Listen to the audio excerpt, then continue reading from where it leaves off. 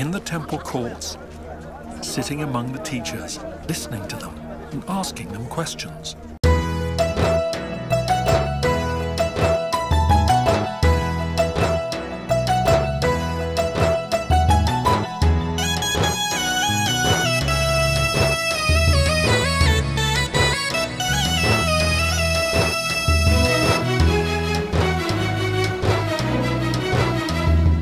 ప్రశ్నలతో మొదలైన భక్తి జీవితం పరిశోధనతో కొనసాగును ప్రయాణం.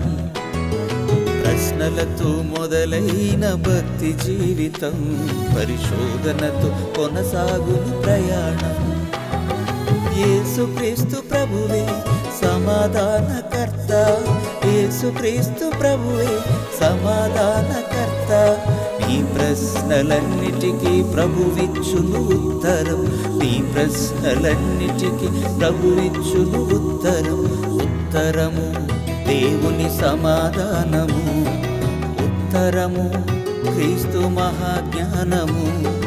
ఉత్తరము దేవుని సమాధానము, ఉత్తరము క్రీస్తు మహాజ్ఞానము.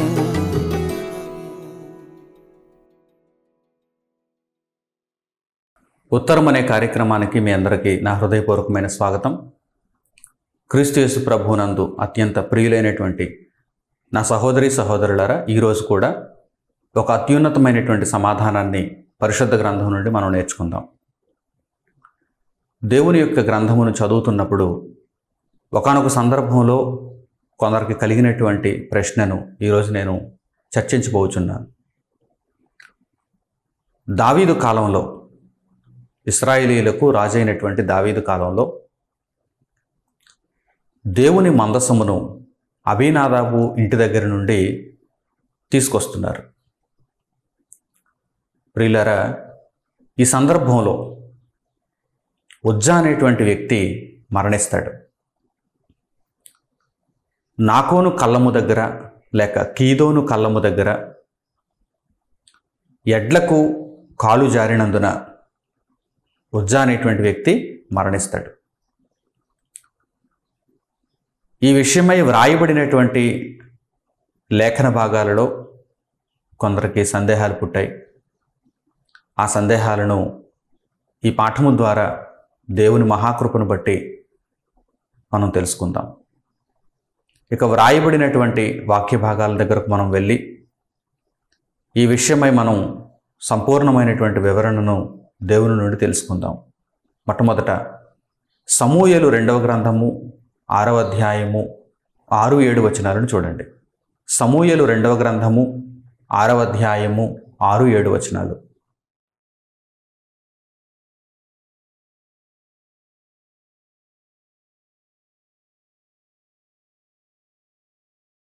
వారు నాకోను కళ్ళము దగ్గరకు వచ్చినప్పుడు ఎడ్లకు కాలు జారినందున ఉజ్జా చెయ్యి చాపి దేవుని మందసమును పట్టుకొనగా యెహోవా కోపము ఉజ్జా మీద రగులుకొనెను. అతడు చేసిన తప్పును బట్టి దేవుడు ఆ క్షణమందే అతని మొత్తగా అతడు అక్కడనే దేవుని మందసమునొద్ద పడి చనిపోయాను. ప్రియులారా, దేవుని మందసమును తీసుకొస్తున్నటువంటి సందర్భంలో నాకోను కళ్ళము దగ్గర ఎడ్లకు కాలు జారినందున ఉజ్జా చేయి చాపి మందసమును పట్టుకొనగా అక్కడికక్కడే దేవుని కోపము చేత ఉజ్జా మరణించాడు, చనిపోయాడు. ఈ సందర్భాన్ని సమూయేలు 2వ గ్రంథం 6వ అధ్యాయంలో మనం చదివినప్పుడు చక్కగా మనకు అర్థమవుతుంది. మరియు ఇదే సందర్భాన్ని దినవృత్తాంతములు 1వ గ్రంథము 13వ అధ్యాయంలో కూడా మనం చూడగలం. సందేహాలు ఎక్కడ పుట్టాయో మీకు తెలియాలి కనుక దినవృత్తాంతములు 1వ గ్రంథము 13వ అధ్యాయము 9-10 వచనాలను కూడా మీరు చూడండి. దినవృత్తాంతములు 1వ గ్రంథము 13వ అధ్యాయము 9-10 వచనాలు.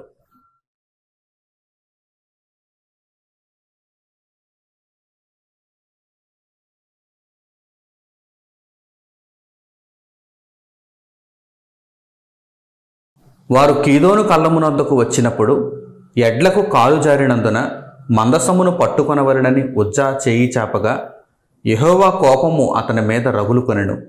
అతడు తన చేయి మందసమునొద్దకు చాపగా ఆయన అతని మొత్తెను గనుక అతడు అక్కడనే దేవుని సన్నిధిని చనిపోయెను. ప్రియులారా, ఈ రెండు సందర్భాలను మనం చూచినప్పుడు మొదటి సందర్భంలో అనగా సమూయేలు 2వ గ్రంథం 6వ అధ్యాయంలో నాకోను కళ్ళము దగ్గర ఉజ్జా చేయి చాపి పట్టుకొనగా అని వ్రాయబడింది.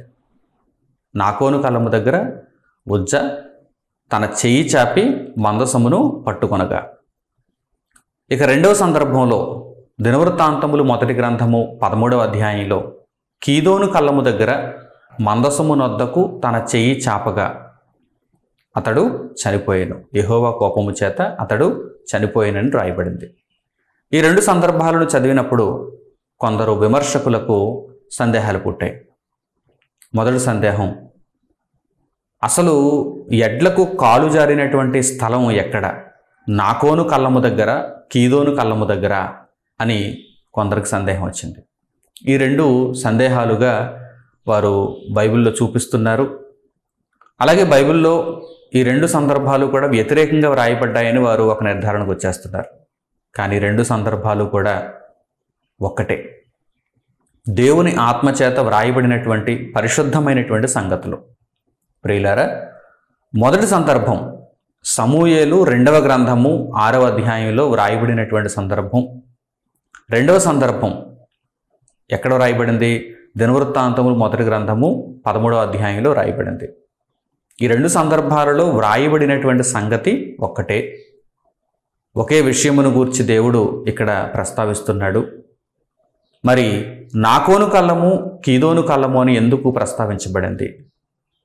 ప్రియులారా, ఆయా ప్రదేశాలకు 2-3 పేర్లు మనం గమనిస్తూ ఉంటాం.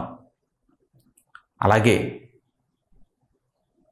వారు ప్రయాణమై వచ్చుచున్నటువంటి మార్గములో అనేకమైనటువంటి కళ్ళములు ఉండవచ్చు. ఒక్కసారి మనం దానిని, ఆ పరిస్థితిని ఆలోచన చేసుకోవాలి. కళ్ళము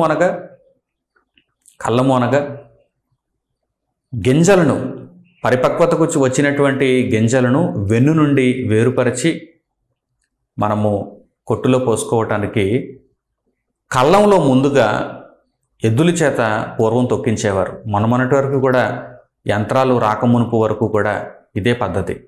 ఎద్దుల చేత ఆ కళ్ళములో ధాన్యమును కానీ లేక మిగిలిన ఏవైనా గింజలను కానీ ఆ వెన్నుల నుండి వేరుపరచడానికి వాటిని త్రొక్కించేవారు. అలా ఆ ఎద్దులు త్రొక్కినప్పుడు ఆ గింజలు ఆ వెన్నుల నుండి వేరుపడతాయి.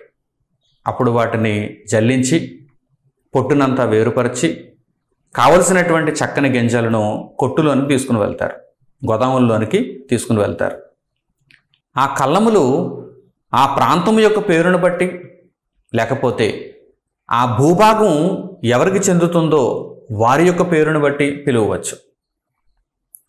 నాకోను కళ్ళము, కీదోను కళ్ళము అని ఇక్కడ 2 పేర్లు, 2 పర్యాయములు దేవుడు వ్రాయించినప్పుడు, 2 పేర్లు మనకు కనిపిస్తున్నప్పుడు ఎడ్లకు కాలు జారినటువంటి ఆ స్థలము దగ్గర ఈ కళ్ళములు ఉన్నాయి. నాకోను కళ్ళము, కీదోను కళ్ళము. ఒకే ప్రాంతానికి 2 పేర్లుగా మనం అక్కడ తీసుకోవచ్చు. లేకపోతే 2 కళ్ళములు కూడా ఎదురెదురుగా కానీ సమీప ప్రాంతంలో కానీ ఉండవచ్చు. ఇది ఇక్కడ ఆత్మ సంబంధముగా మనం దేవునిలో ముందుకు వెళ్ళటానికి ఆటంకపరిచేటువంటి విషయం అయితే కాదు. అయితే అక్కడ మనం నేర్చుకోవలసినటువంటి అసలైన సందర్భాన్ని విడిచిపెట్టి అనవసరమైనటువంటి సందర్భాలను మనం భూతద్దంలో చూస్తూ దేవుని సంగతులకు దూరం అయిపోవటం ఏమాత్రం మంచిది కాదు, ఆత్మకు శ్రేయస్కరం కాదు. నాకోను కళ్ళము, కీదోను కళ్ళము ఏదైనా కానీ అక్కడ జరిగినటువంటి సన్నివేశాన్ని మనం జాగ్రత్తగా తీసుకోవాలి. ఎదురెదురుగా 2 కళ్ళములు ఉండవచ్చు, లేక ఒకే కళ్ళమునకు 2 పేర్లు కూడా ఉండవచ్చు. అయితే తరువాత ఆ ప్రదేశానికి 3వ పేరు కూడా పెట్టబడింది కదా. ఆ విషయాన్ని మర్చిపోతున్నారేంటి? అంటే సందర్భాలను బట్టి, కాలాలను బట్టి పేర్లు మారుతూ ఉంటాయి. పేర్లు మార్పు చెందుతూ ఉంటాయి. నేటి కాలంలో కూడా అనేక ప్రాంతాలకు పేర్లు మారడం మనం గమనిస్తున్నాం. అనేక ప్రాంతాలకు పేర్లు మారడం మనం గమనిస్తున్నాం. పేరు మార్చిన తర్వాత క్రొత్తగా పెట్టబడినటువంటి ఆ పేరుతో మనం ఆ ప్రాంతాన్ని పిలుస్తూ ఉంటాం. ఇక పేరు మారినటువంటి సందర్భాన్ని, ఆ విషయమై మనం ఒక్కసారి ఆలోచన చేయగలిగితే, ఎప్పుడైతే ఈ సన్నివేశం జరిగిందో, ఉజ్జా తన చేయి చాపి మందసమును పట్టుకొనగా యెహోవా కోపము చేత ఉజ్జా ఎప్పుడైతే చనిపోయాడో, ఈ విషయాన్ని చూచినటువంటి దావీదు ఆ ప్రాంతానికి క్రొత్త పేరు పెడుతున్నాడు. ఆ పేరేంటి? పెరెజ్ ఉజ్జా, అంటే వినాశము. పెరెజ్ అనగా వినాశము. ఇక మీదట ఈ ప్రాంతం నాకోను కళ్ళమోను కానీ కీదోను కళ్ళమోను కానీ పిలువబడక ఏమని పిలువబడుతుంది? ఇప్పుడు మరి చాలా భయంకరమైనటువంటి కార్యక్రమం ఇక్కడ జరిగింది కనుక ప్రజలంతా కూడా, రాబోయే కాలంలోని వారు కూడా ఈ ప్రాంతాన్ని బట్టి జ్ఞాపకం ఉంచుకోవాల్సినటువంటి సంగతి ఏంటి? వినాశనమును జ్ఞాపకంలో ఉంచుకోవాలి. దేవుడు చేసేటువంటి వినాశనమును జ్ఞాపకంలో ఉంచుకోవాలి. దేవునికి భయభక్తులు చూపాలనేటువంటి విషయాన్ని మనుషులు తమ మనస్సులో స్థిరపరచుకోవాలి. కనుక ఈ ప్రాంతానికి ఇప్పటి నుండి పెరెజ్ ఉజ్జా అనేటువంటి పేరు స్థిరపరచబడాలి అని దావీదు నిర్ణయించాడు. ఆ సందర్భాన్ని ఒక్కసారి మనం పరిశుద్ధ గ్రంథంలో చూద్దాం. దినవృత్తాంతములు మొదటి గ్రంథము 13వ అధ్యాయము 11వ వచనం చూడండి. దినవృత్తాంతములు మొదటి గ్రంథము 13వ అధ్యాయము 11వ వచనం.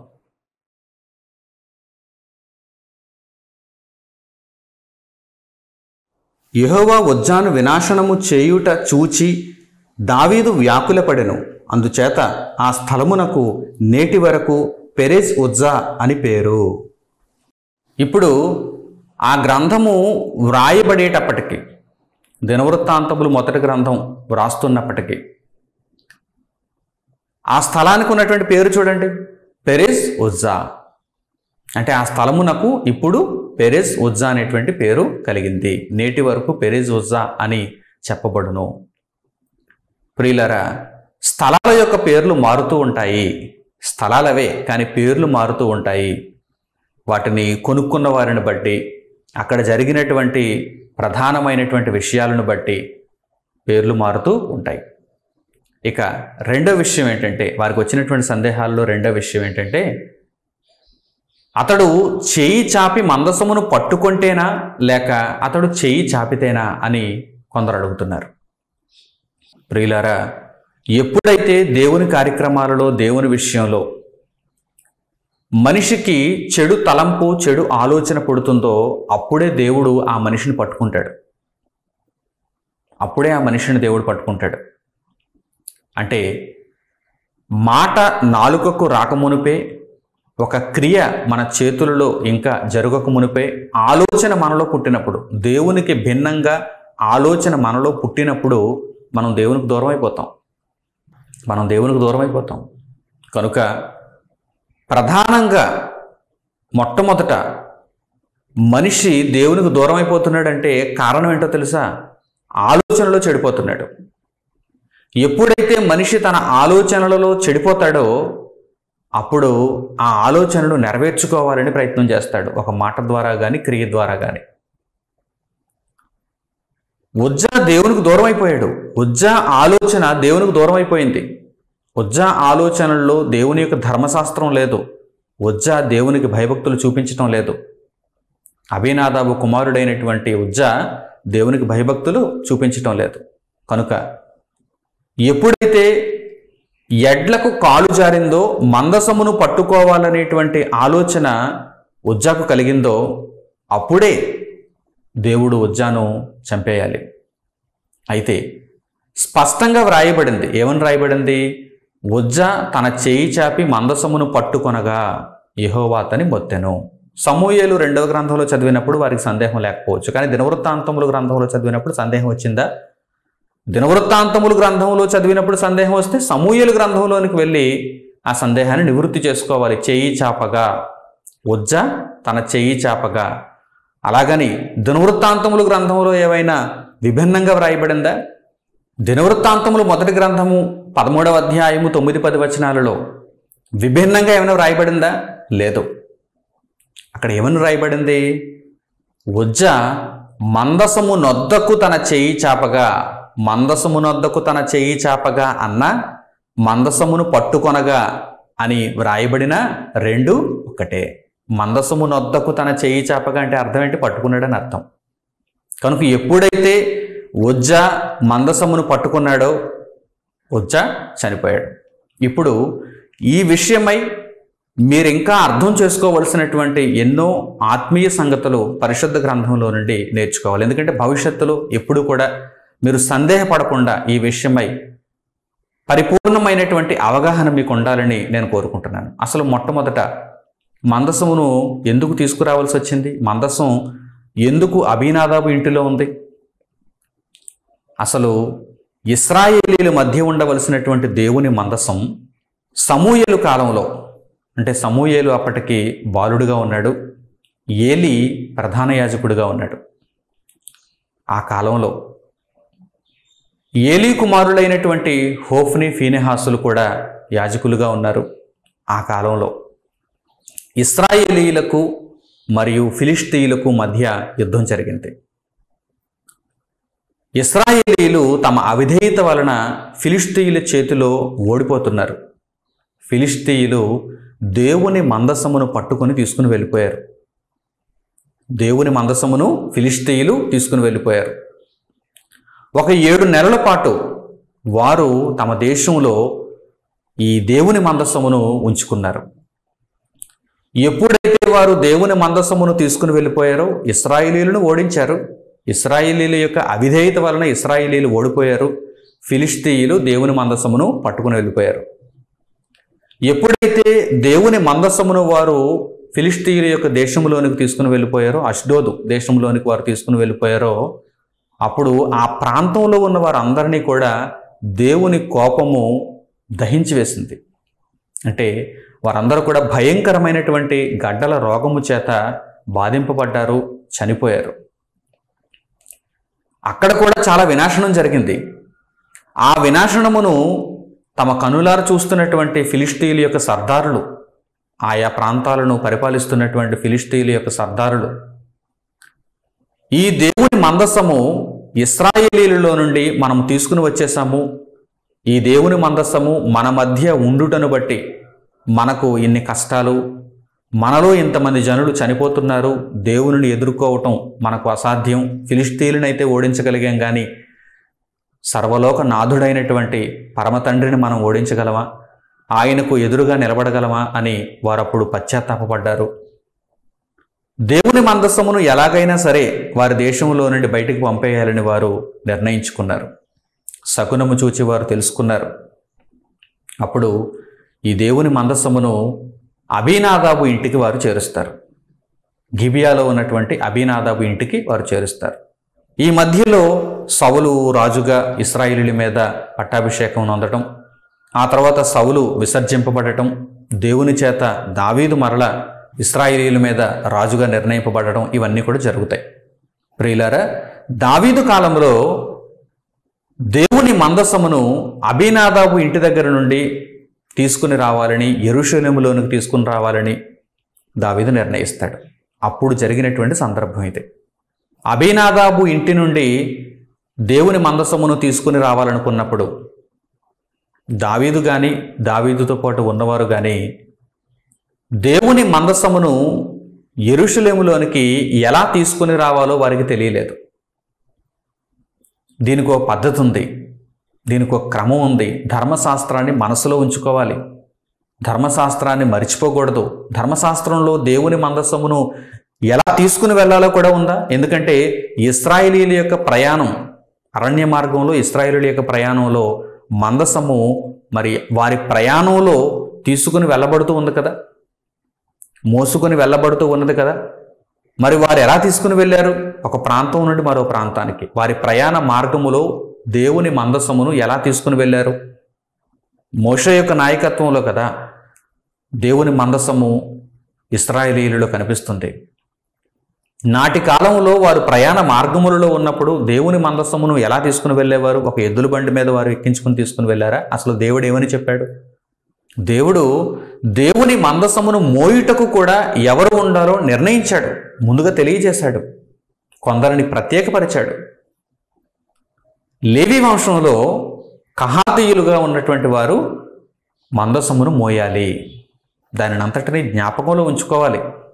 దావీదుకు కానీ మిగిలినటువంటి ఆనాటి జనులకు కానీ ఈ విషయాలు జ్ఞాపకంలో లేకపోవుట చేత వారు ఒక ఎద్దుల బండి మీద, ఒక క్రొత్త బండిని చేయించారు. ఎద్దుల బండి మీద దేవుని మందసమును పెట్టి తీసుకుని రాగలుగుతున్నారు తప్ప దేవుని మందసమును అసలు ఒక ప్రాంతం నుండి మరో ప్రాంతంలోనికి తీసుకుని వెళ్ళాలంటే మనము ధర్మవిధిని ఏ విధంగా పాటించాలనేటువంటి విషయాన్ని మాత్రం జ్ఞాపకంలో ఉంచుకోలేకపోయారు గనక నాకోను కళ్ళము లేక కీదోను కళ్ళము నొద్ద ఎడ్లకు కాలు జారెను. విషయాన్ని దేవుడు తెలియచేయటానికి ధర్మశాస్త్రాన్ని మీరు మరిచిపోతున్నారు. దేవుని మందసమును ఎలా తీసుకుని వెళ్ళాలో, దేవుని మందసమును మోయుటకు ఎవరు అర్హులో వారినే నిర్ణయించాలనేటువంటి విషయాన్ని మీ మనసులో ఉంచుకొనక దేవుని ధర్మశాస్త్రాన్నే మీరు మరిచిపోతున్నారని దేవుడు తెలియచేయటానికి ఇక్కడ ఈ సందర్భం ద్వారా పాఠాన్ని నేర్పిస్తున్నాడు. ఉజ్జా అనేటువంటి వ్యక్తి, అబీనాదాబు యొక్క కుమారులలో ఒకడు ఉజ్జా అనేటువంటి వ్యక్తి ఎడ్లకు కాలి జారినప్పుడు మందసమును ఏకంగా పట్టుకోవడానికి ప్రయత్నం చేశాడు. తన చేయి చాపి మందసమును పట్టుకోవడానికి ప్రయత్నం చేశాడు. అసలు మందసమును ఎవరైనా పట్టుకోవచ్చా? మోయడానికి నిర్ణయింపబడినటువంటి కహాతీయులలో కూడా ఏ ఒక్కరూ మందసమును పట్టుకోవడానికైతే వీలు లేదు, మోయడానికి మాత్రమే వారికి వీలుంది. మోయడానికి వీలుంది, పట్టుకోవడానికి వీలు లేదంటున్నారు ఏంటంటే, మరి పట్టుకోకుండా ఎలా మోస్తారంటారేమో.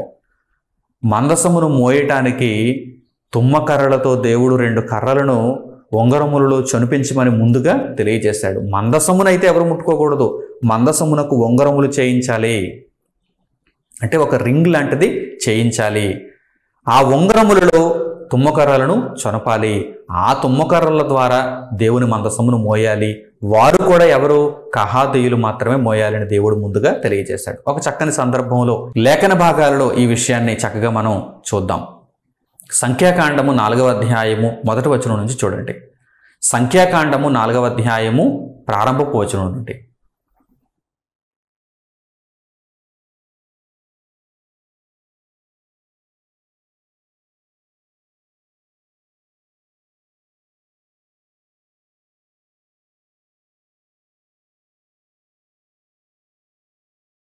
యెహోవా మోషే అహరోనులకు ఎలాగూ సెలవిచ్చాను, నీవు లేవీయులలో కహాతీయులను వారి వారి వంశముల చొప్పునను వారి వారి పితరుల కుటుంబముల చొప్పునను 30 ఏండ్లు మొదలుకొని 50 ఏండ్ల వరకు ప్రాయము కలిగి ప్రత్యక్షపు గుడారములో పనిచేయుటకు సేనగా చేరగల వారందరి సంఖ్యను వ్రాయించుము.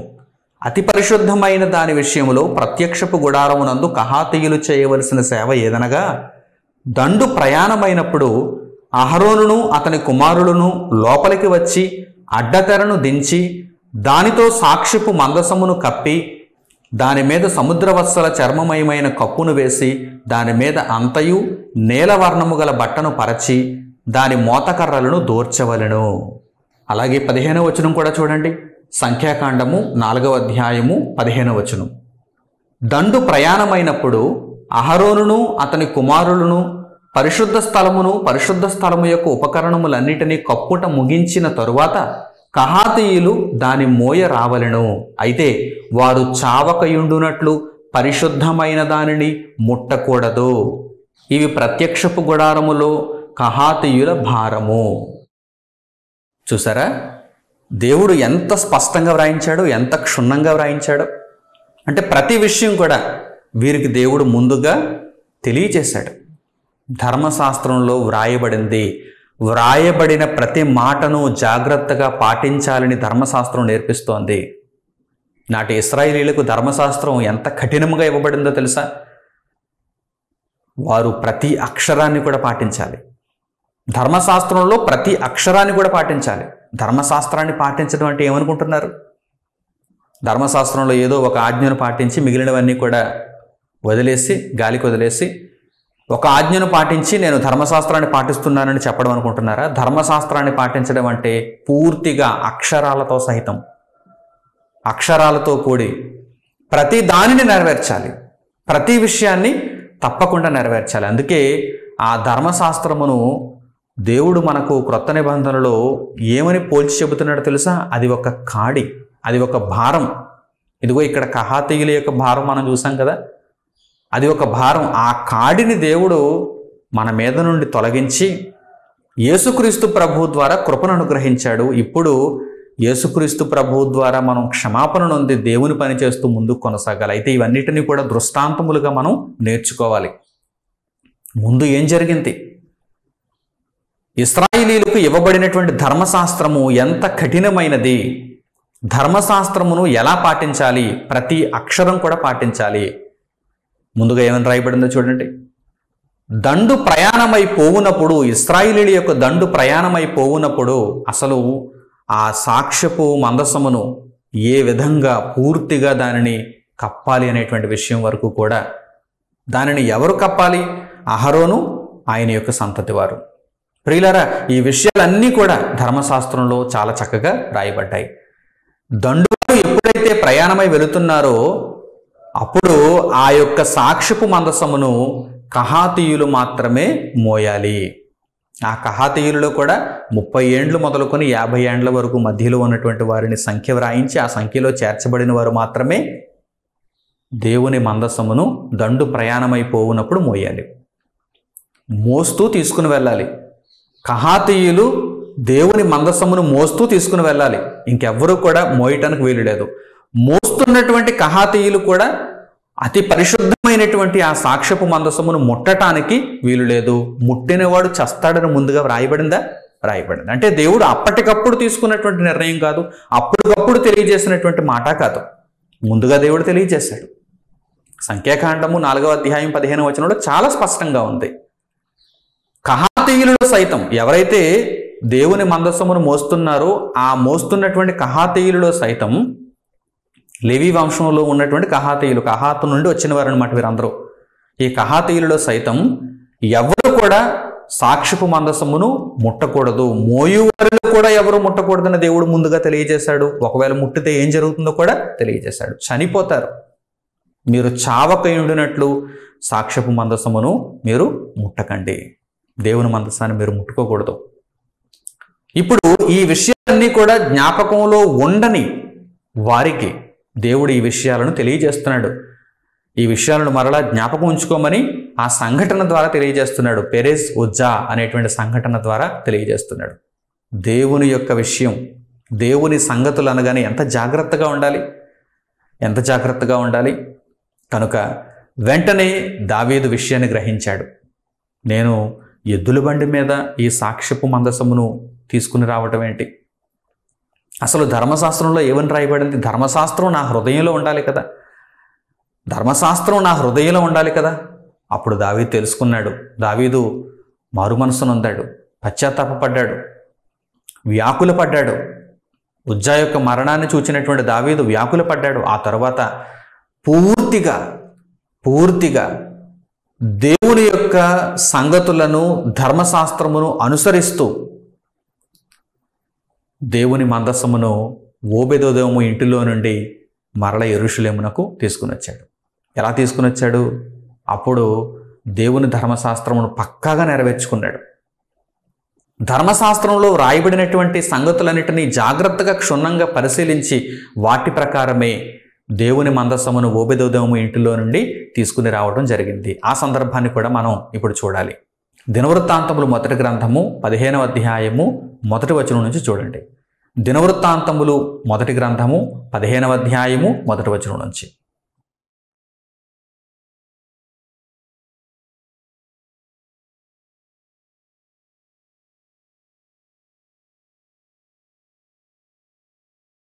దావీదు తన కొరకు దావీదు పురమందు ఇండ్లు కట్టించెను. దేవుని మందసమునకు ఒక స్థలమును సిద్ధపరచి దాని మీద గుడారం ఒకటి వేయించెను. మందసమును ఎత్తుటకును నిత్యము తనకు సేవ చేయుటకును యెహోవా లేవీయులను ఏర్పరచుకొనినని చెప్పి వారు తప్ప మరి ఎవరునూ దేవుని మందసమును ఎత్తకూడదని దావీదు ఆజ్ఞ ఇచ్చెను. అంతట దావీదు తాను యెహోవా మందసమునకు సిద్ధపరిచిన స్థలమునకు దానిని తీసుకుని వచ్చుటకై ఇశ్రాయేలీయులందరినీ యెరూషలేమునకు సమాజముగా కూర్చెను. అహరోను సంతతి వారిని, లేవీయులైన కహాతు సంతతి వారి అధిపతియగు ఊరీయేలును వాని బంధువులలో 120 మందిని మెరారీయులలో అధిపతి అయిన ఆసాయాను వాని బంధువులలో 220 మందిని, గెర్షోను సంతతి వారికి అధిపతియగు యోవేలును వాని బంధువులలో 130 మందిని, ఎలీషాపాను సంతతి వారికి అధిపతియగు షెమయాను వాని బంధువులలో 200 మందిని, హెబ్రోను సంతతి వారికి అధిపతియగు ఎలీయేలును వాని బంధువులలో 80 మందిని, ఉజ్జీయేలు సంతతి వారికి అధిపతియగు అమ్మీనాదాబును వాని బంధువులలో 112 దావీదు సమకూర్చెను.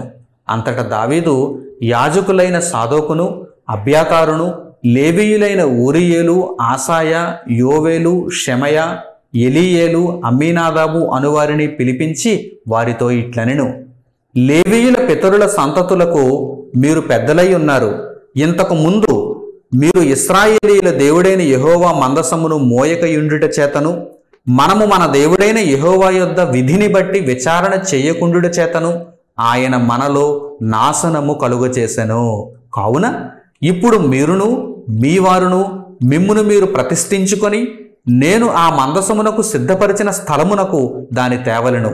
అప్పుడు యాజకులను, లేవీయులను ఇశ్రాయేలీయుల దేవుడైన యెహోవా మందసమును తెచ్చుటకై తమ్మును తాము ప్రతిష్ఠించుకొనిరి. తరువాత లేవీయులు యెహోవా సెలవిచ్చిన మాటను బట్టి మోషే ఆజ్ఞాపించినట్లు దేవుని మందసమును దాని దండెలతో తమ భుజముల మీదకి ఎత్తికొనిరి. చూసారా ప్రియులారా, దావీదు తరువాతి సందర్భంలో ఎంత జాగ్రత్త పడ్డాడో. అంటే ఉజ్జా వినాశనం జరిగిన తర్వాత దావీదు ఆ వినాశనాన్ని చూచినప్పుడు చాలా ఎలర్ట్ అయ్యాడు. అంతకు మునుపు సాధారణంగా దేవుని మందసమును తీసుకుని రావాలనేటువంటి అభిప్రాయం కలిగినటువంటి దావీదు ఆ తరువాత ఉజ్జా వినాశనమును చూచిన తర్వాత, పెరెజ్ ఉజ్జా వినాశనమును చూచిన తర్వాత దావీదు యొక్క మనస్సు మారింది. దేవుని ధర్మశాస్త్రమును ఎలా అనుసరించాలి? అక్షరాలతో సహా అనుసరించాలి. ఒకవేళ అక్షరం తప్పినా కానీ చనిపోతాం. అక్షరము చంపును, అక్షరం తప్పినా కానీ చనిపోతాం. దేవుని ధర్మశాస్త్రం అంత విశిష్టమైనది, అంత ఖచ్చితమైనది. కనుక ఇప్పుడు దావీదు ఎంత చక్కగా ధర్మశాస్త్రమును బట్టి, మోషే ధర్మశాస్త్రమును బట్టి, పరలోకమందున్న తండ్రి ఇచ్చిన ఆజ్ఞలను బట్టి దేవుని మందసమును ఎంత జాగ్రత్తగా తీసుకొస్తున్నాడో చూడండి. అసలు ఎవరు మోయాలని దేవుడు ముందుగా నిర్ణయించాడు. ఎవరు కూడా అతి పరిశుద్ధమైనటువంటి ఆ దేవుని మందసమును ముట్టడానికి వీలు లేదు. దేవుడు అంటే ఎంతో గొప్ప విలువను మనము సమాజంలో చూపించాలి. మన చుట్టూ ఉన్నటువంటి దేశాలన్నీ కూడా, ఇశ్రాయేలు దేశమునకు చుట్టూ ఉన్నటువంటి దేశాలన్నీ కూడా దేవుని గురించి తెలుసుకోవాలి. ఇశ్రాయేలీయులు దేవునికి ఇస్తున్నటువంటి గొప్ప విలువ, పరలోకమందున దేవునికి వారు చూపిస్తున్నటువంటి భయభక్తులు ఎలా ఉన్నాయో మిగిలిన దేశపు జనులందరూ కూడా నేర్చుకోవాలి. కనుక ఎంత జాగ్రత్తగా ధర్మశాస్త్రమును పాటిస్తూ ప్రతి విధిని, ప్రతి నిర్ణయమును దేవునికి అనుకూలముగా దావీదు ఎలా మారుస్తున్నాడో చూడండి. కనుక దావీదు ఇంత చక్కగా తన యొక్క ప్రవర్తనను మార్చుకొనుటను బట్టి ఓబెదెదోము ఇంటిలో నుండి దేవుని మందసమును యెరూషలేమునకు తీసుకురావడం జరిగింది. ఇప్పుడు ఎటువంటి వినాశనం జరగలేదు. ప్రియులారా, ఈ విషయాన్ని జాగ్రత్తగా మీరు అర్థం చేసుకుని ప్రశ్న అడిగినటువంటి వారు, అలాగే సందేహాలు కలిగినటువంటి వారు ఈ సమాధానమును చక్కగా స్వీకరించి దేవుని ఆత్మ విషయమైనటువంటి జ్ఞానమును పొందగలరని నేను కోరుకుంటున్నాను. ఇక చిట్ట చివరిగా ఒక చక్కని మాటను మీకు పరిచయం చేస్తాను. క్రీస్తు ప్రభువులో ఉన్నటువంటి ఈ రక్షణ ఎంత స్వాతంత్ర్యముతో కూడుకున్నదో తెలుసా? మనము దేవుని యొక్క మార్గములో నేటి కాలంలో ఉన్నందుకు ఎంతో సంతోషించాలి. నాటి కాలంలో, ఇశ్రాయేలీయుల కాలంలో, ధర్మశాస్త్ర కాలంలో ఉన్నటువంటి వారు ప్రతి అక్షరమును పాటించడానికి వారు నిర్ణయింపబడ్డారు. ఇప్పుడైతే మనం దేవుని విషయాలను మరిచిపోవాలని కాదు, దేవుడు మనకు స్వాతంత్ర్యాన్ని ఇచ్చాడు. కట్టడల విషయంలో, ఆజ్ఞల విషయంలో దేవుడు మనకు స్వాతంత్ర్యాన్ని ఇచ్చాడు. ఏది తినాలి, ఏది తినకూడదు, ఏమి ధరించుకోవాలి, ఏమి ధరించుకోకూడదు, ఈ లోక సంబంధమైనటువంటి విషయాలలో దేవుడు స్వాతంత్ర్యాన్ని ఇచ్చాడు. ఆత్మ సంబంధమైనటువంటి విషయాలలో ఖచ్చితత్వాన్ని మనకు అనుగ్రహించాడు. యేసుక్రీస్తు ప్రభువులో ఈరోజు ఈ రక్షణ ఆనందాన్ని, ఈ రక్షణ స్వాతంత్ర్యాన్ని మీరు రుచి చూడగలుగుతున్నారా? అనుభవించగలుగుతున్నారా?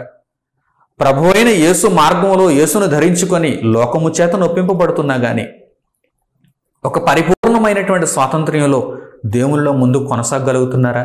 ప్రియులారా, ఒక్కసారి ఆలోచన చేయండి. ఒకవేళ ధర్మశాస్త్ర కాలంలో ఉండినట్టయితే, ధర్మశాస్త్రం అనే కాడి క్రింద ఉన్నట్టయితే కనుక అక్షరము మనలను ఇప్పటికే చంపేసి ఉండం.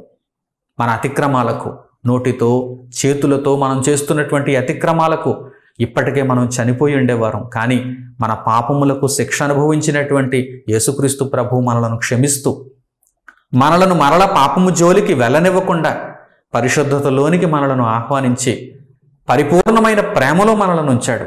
కనుక ఈ భాగ్యమును బట్టి యేసుక్రీస్తు ద్వారా తండ్రి అయిన దేవునికి ఎల్లప్పుడూ కృతజ్ఞతలు చెల్లిస్తూ దేవుని కొరకు మాత్రమే మన జీవితములను ప్రతిష్ఠించుకోవాలి. ఈ సందర్భాలన్నీ మనం చూస్తున్నప్పుడు, ధర్మశాస్త్ర సంబంధమైనటువంటి సంగతులను మనం దృష్టాంతములుగా చూస్తున్నప్పుడు ఈ విషయాన్ని పాఠముగా మనం నేర్చుకోవాలి. ఒక చక్కని మాట ఈ ముగింపులో మీకు నేను పరిచయం చేస్తాను. కొరింథీయులకు పౌలు గారు రాసిన 2వ పత్రిక 3వ అధ్యాయం 6వ వచనం చూడండి. అపొస్తలుడైన పౌలు గారు కొరింథీయులకు రాసిన 2వ పత్రిక 3వ అధ్యాయము 6వ వచనం.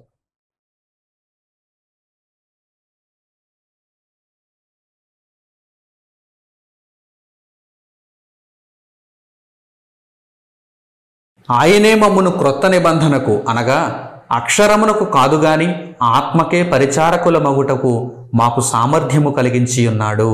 అక్షరము చంపును గాని ఆత్మ జీవింపచేయును. క్రొత్త నిబంధనలో మనకు అక్షరం స్థానంలో ఆత్మ అనుగ్రహింపబడింది. జాగ్రత్తగా ఆలోచన చేయాలి.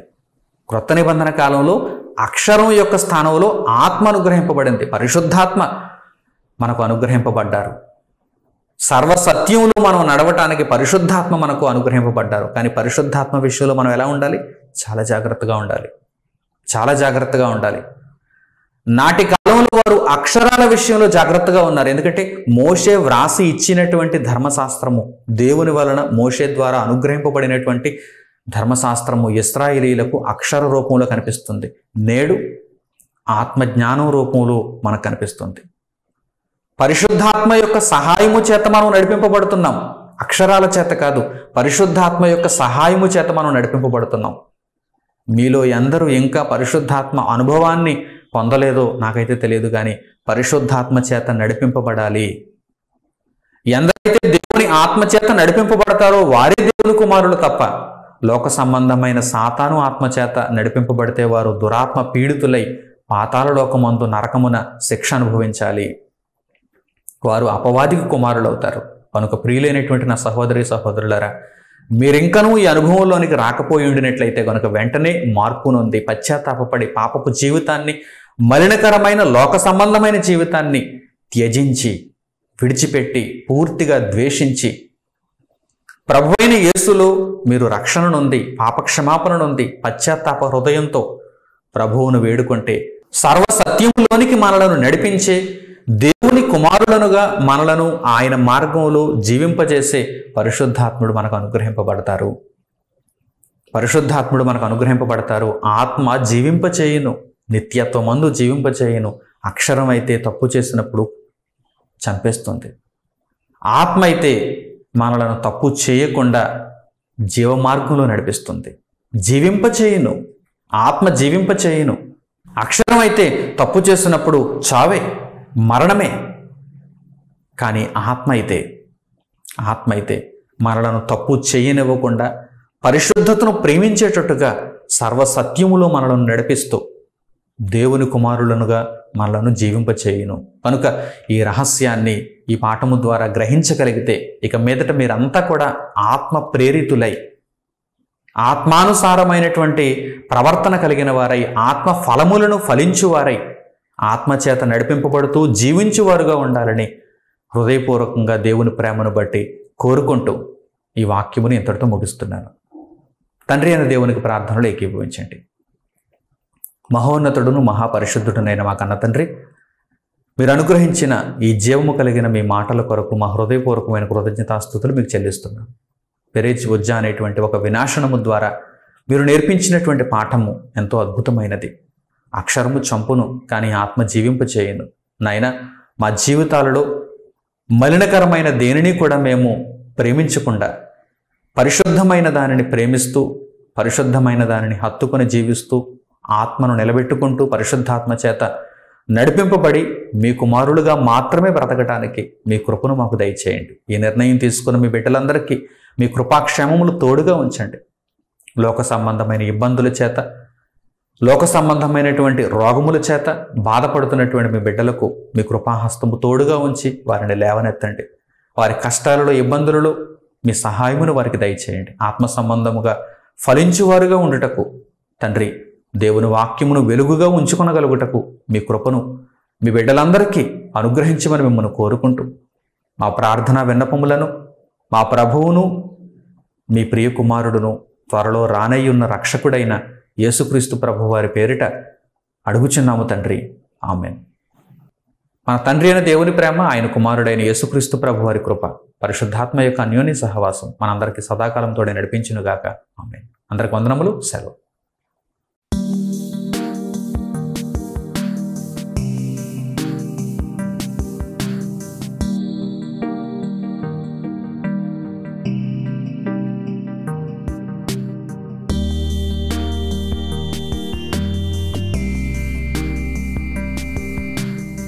సహోదరులు మణికుమార్ గారు ప్రసంగించిన ఎన్నో ఆత్మ సంబంధమైన సంగతులను ఉచితముగా వీక్షించుటకు మా యూట్యూబ్ ఛానల్స్ ను తప్పక దర్శించండి.